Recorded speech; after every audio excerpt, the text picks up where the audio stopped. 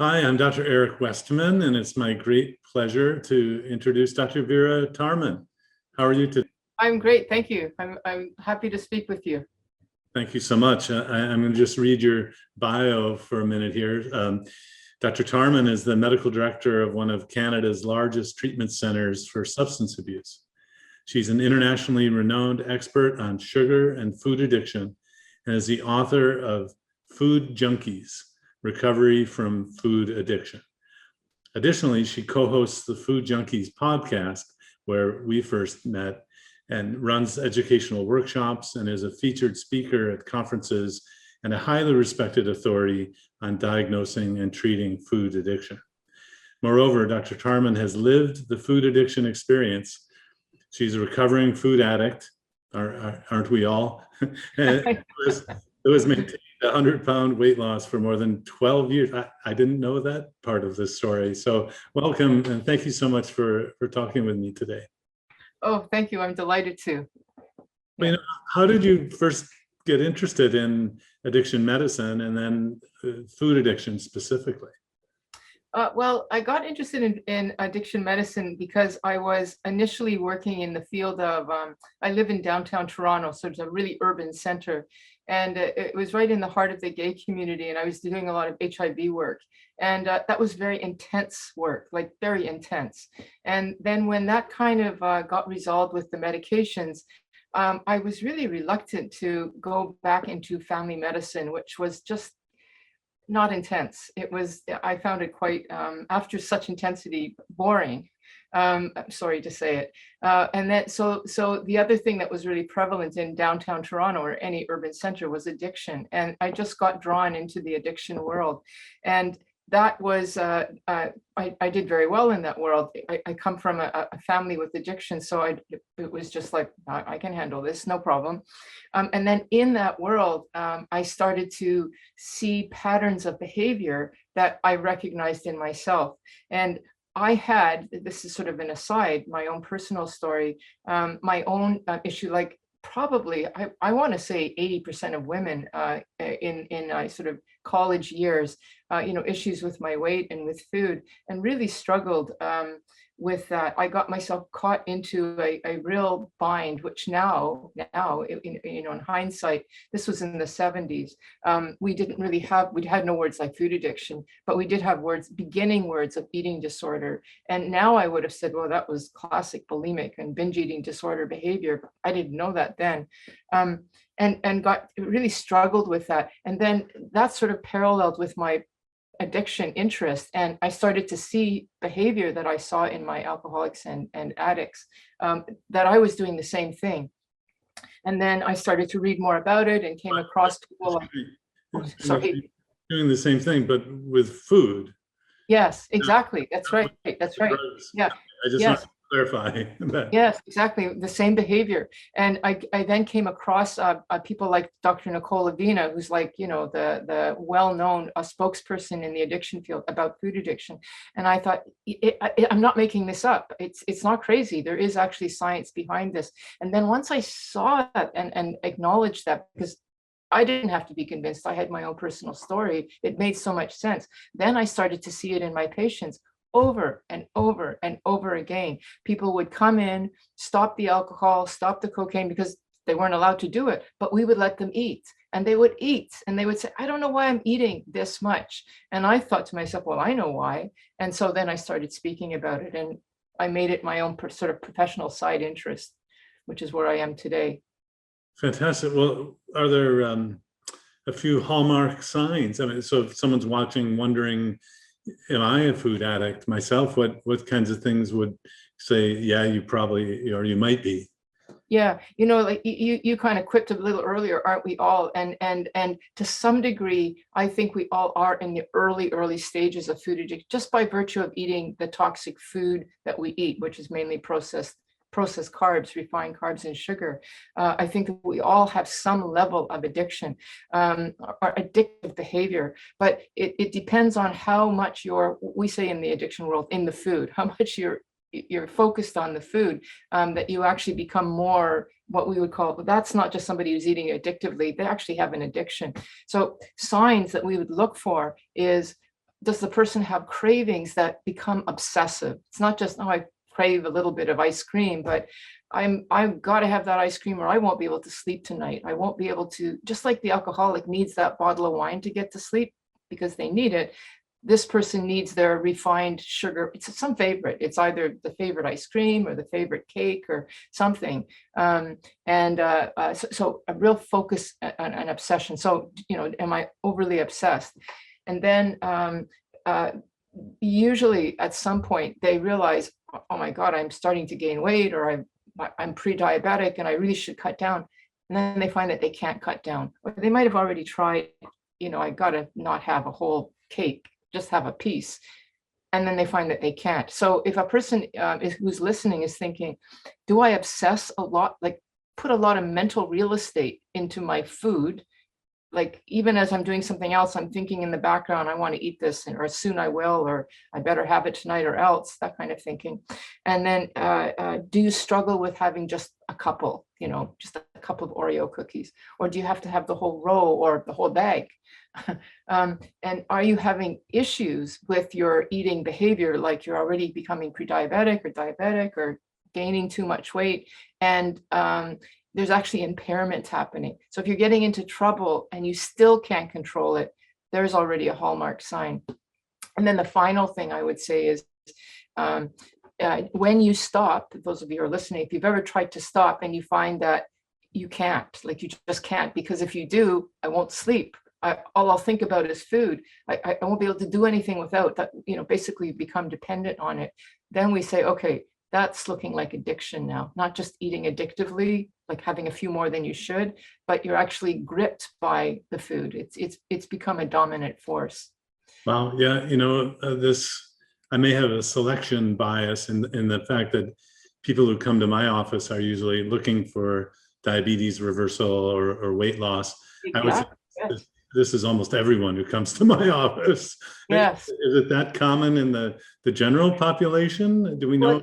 Yeah, so this is a really interesting question. What's the prevalence of food addiction? It's an interesting question because clinicians, except for people like enlightened people like Dr. Nicole Avina and Robert Lustig, and those of us in the trenches who are trying to make this an issue, the general medical world still doesn't want to acknowledge this.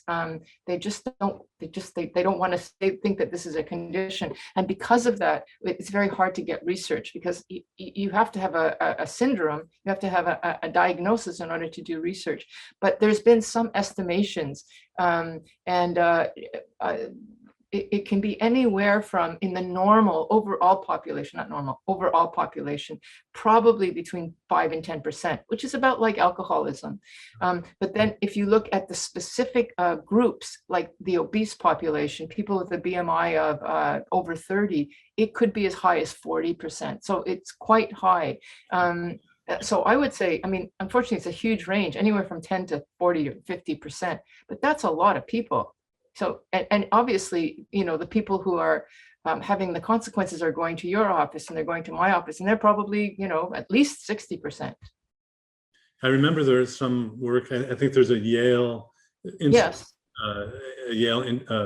Instrument on food addiction developed by a group, and they looked at the prevalence in bariatric surgery populations and diabetes, and it's very high, which makes sense. I blame the food, not the person, right? Some people say there can't be food addiction. You have to eat, right? Yes. You don't have to eat alcohol, you don't have to smoke. Tell me, why is there really food addiction?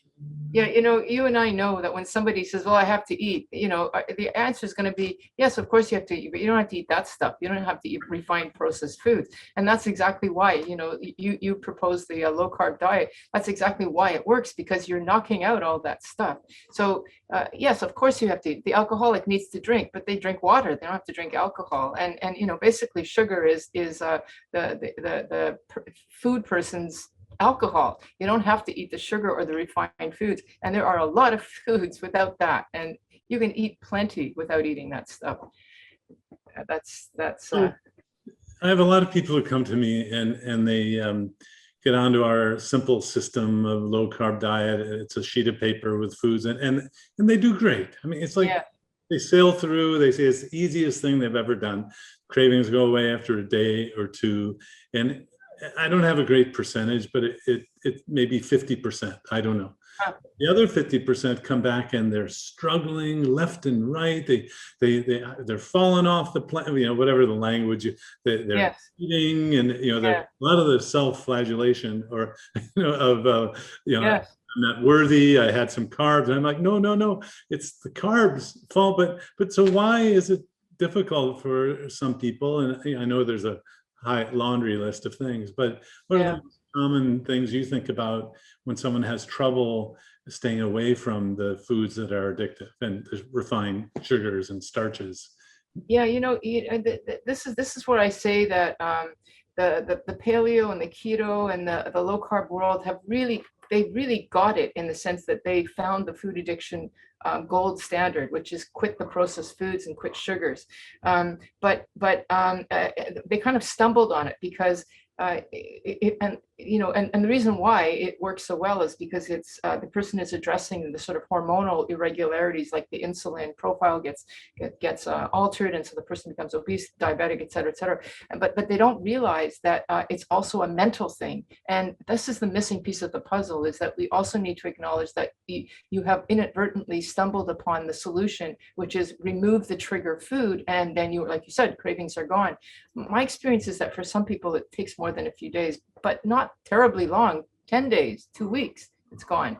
And some people are more sensitive to carbs than others. And if we really kept people at a 20, like you suggested, 20 carb, but the thing is that the processed food industry has wheedled its way even into the keto world, and is now, their little, fat bombs are bombs. Like they are little ways to trip somebody up. Not everybody will get tripped up, but the 60 or 40% that are super sensitive will. And so your person that comes in and says, I'm struggling, well, first of all, they're going to take longer than a couple of days because they're more addicted already. They've come in already more addicted. They have more on their plate to fight. And if they're not quite clean with the carbs, it's like you're still smoking a little bit and you're trying to quit smoking, but you're having a few puffs here and there. You just prolong the agony. That's not going to work. It's not going to work. And the agony becomes, it's like they say, it's impossible. It's only impossible if you, for 10 days or however long, until you stop, and then it's possible. But if you keep having a little bit here and there, sneaking it, and then getting those processed keto treats, then it becomes impossible, because it's hard, and you can't make that hard last too long. So that's what's happening. I think some people are just more predisposed, just like some people are more diabetic, like their level of disease is more advanced, and so they really need to be clean.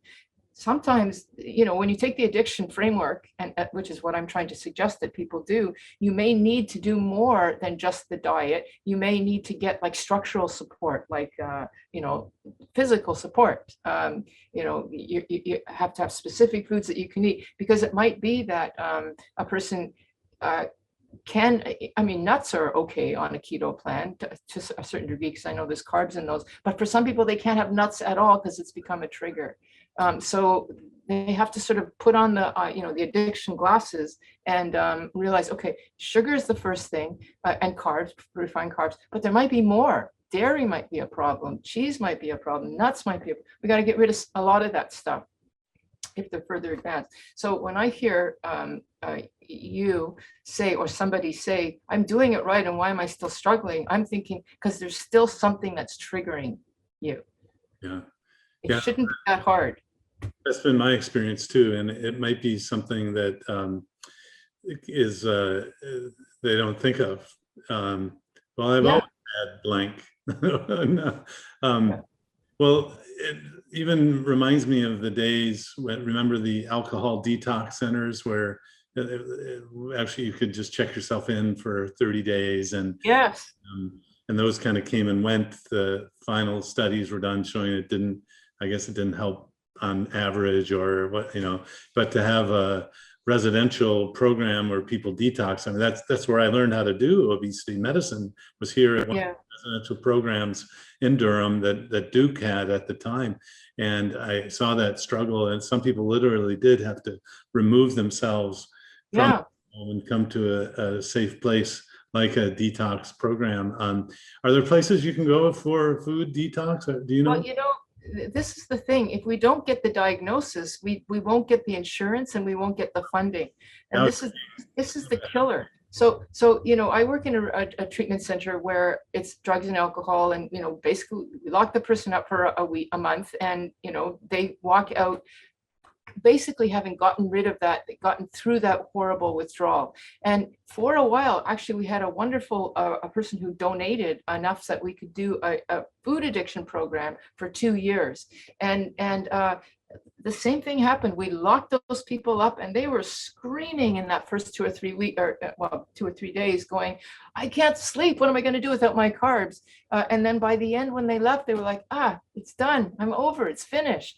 And it was a great success, but the donations ended, and that's the end of it. Like we need something like that. So what we do have, I do want to give hope here. We do have a number of programs now, thanks to COVID, especially virtual care, where people do intense 5-day. It used to be that you could go for 5 days. You would there would be one facilitator, and they would set up a number of hotel rooms, and then you kind of do a retreat for 5 days, which really gets that horrible withdrawal, but it's not as good as a month.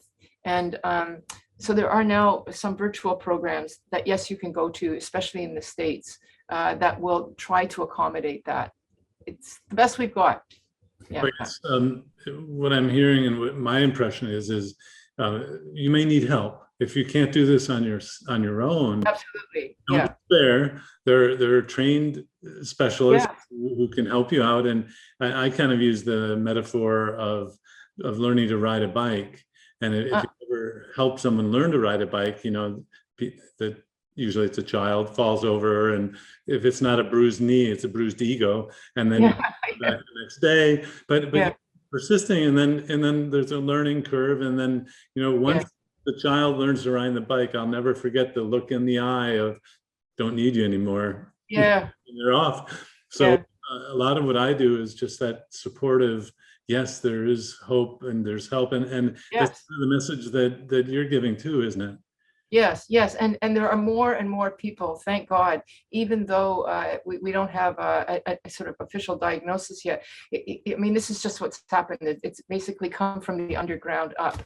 More and more people saying, and that are validly trained, because there's a lot of charlatans everywhere, but there are good people out there now offering decent food addiction services, basically on that level of support and education. And that's very heartening. So this is actually the time. We are at the cusp of this, and I just hope that the funding and clinical world takes it on after this. Once they see that we're actually doing something useful, I just want to throw in a message of hope, if I may. More than, I mean, we've already been talking about the hope, but I want to say to people, if there's anybody here listening, thinking, okay, maybe I've got a problem, and Dr. Tarman is saying that there's help out there. I do want to also say that if you actually do seek help, just imagine this for yourself. This is how clear that hope is, and the reality is that there are hundreds of people. We don't see them because they're in the trenches. There's hundreds of people who have managed to beat this addiction, in the sense that you always have the addiction, but you managed to live in such a way that you know what foods you should eat. You love the foods that you are eating. As long as you avoid the ones that are triggering, there's no struggle anymore. So you're going to love the food that you're eating, and you're going to maintain your weight loss and be diabetic free and whatever forever, not just for a year and then you relapse back. There is a possibility, and there are a lot of people out there. We've just got to have their voices heard. It really is possible, and I can attest to it because I've seen it in myself, and I've seen it in many, many patients. Thanks again. I really appreciate it. Thank you. I had to give that hope. Thank you, Eric, for asking me. Yeah. Well, thank you so much. I've learned so much from meeting you, reading your book, Food Junkies, and please know that we'll do everything we can to help you, and I look forward to learning from you more in the future. Thanks. Bye-bye. Bye.